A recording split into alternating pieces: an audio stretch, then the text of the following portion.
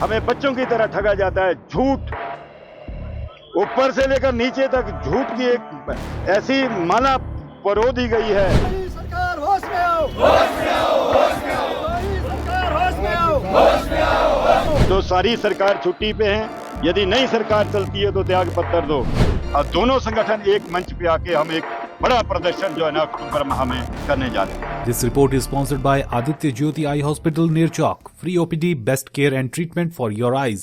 नाम देवराज ठाकुर, मैं राज्य प्रधान कल्याण संगठन हिमाचल पथ परिवहन कल्याण संगठन हिमाचल प्रदेश।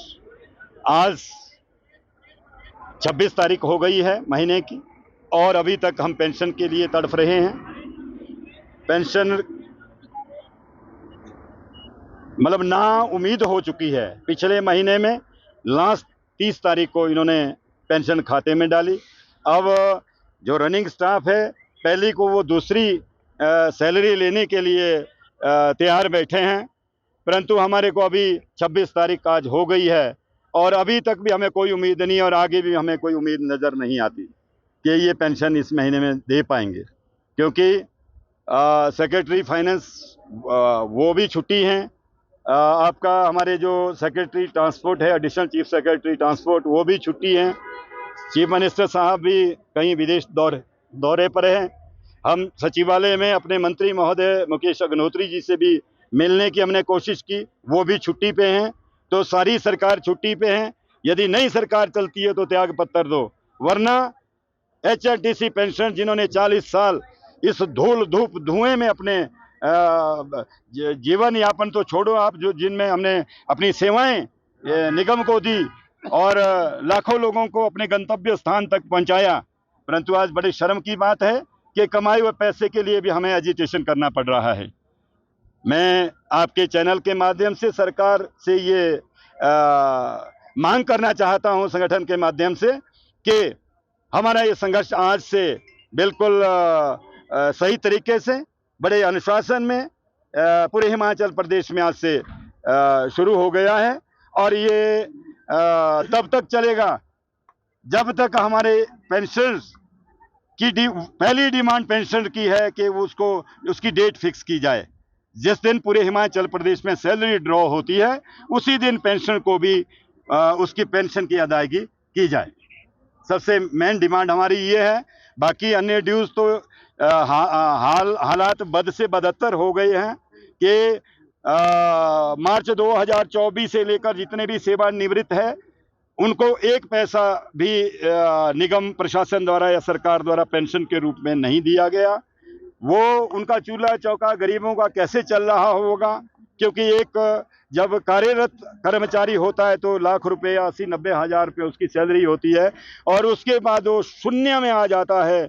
और आज 31 मार्च 2024 के बाद अभी तक फुट्टी कौड़ी भी उनके खाते में निगम प्रशासन द्वारा नहीं डाली गई। जहां भी हमें बच्चों की तरह ठगा जाता है। झूठ ऊपर से लेकर नीचे तक झूठ की एक ऐसी माला परो दी गई है। आज नहीं कल मिलेंगे, शाम को मिलेंगे, और तो छोड़ो न्यायालय तक हमारे कर्मचारी जो है अपने न्याय के लिए वहां गुहार लगाए बैठे हैं। तो मित्रों, मैं सभी जितने भी यहाँ media, print media, electronic media यहाँ आया है, मैं अपने संगठन के माध्यम से आप सभी का तहे दिल से धन्यवाद करता हूँ और जो आपने कीमती समय दिया, आप ऐसा ही हमारा ये सहयोग देते रहे। और हमारा आज जो कितने पेंशनर हैं और हमारे पेंशन 8,500 के ऊपर हमारे पेंशन हैं।